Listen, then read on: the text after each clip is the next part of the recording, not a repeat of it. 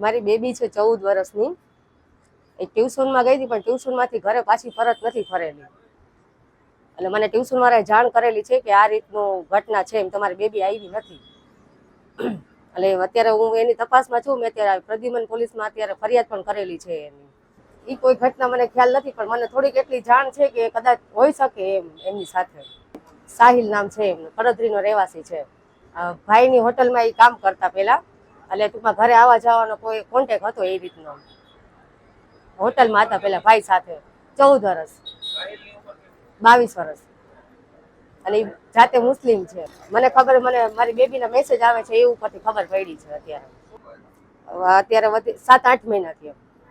હું સાથે છું કે હું ખુશ છું કે એમ. બસ મારી બેબી પાછી આવી જાય. 14 વર્ષની બેબી છે, એને શું ખ્યાલ હોય કે શું કરવું શું ન કરવું એમ. એને શું વાત કરી હોય, શું ફસલાવીને લઈ ગયો હોય, કેમ ખબર પડે? કયો મને.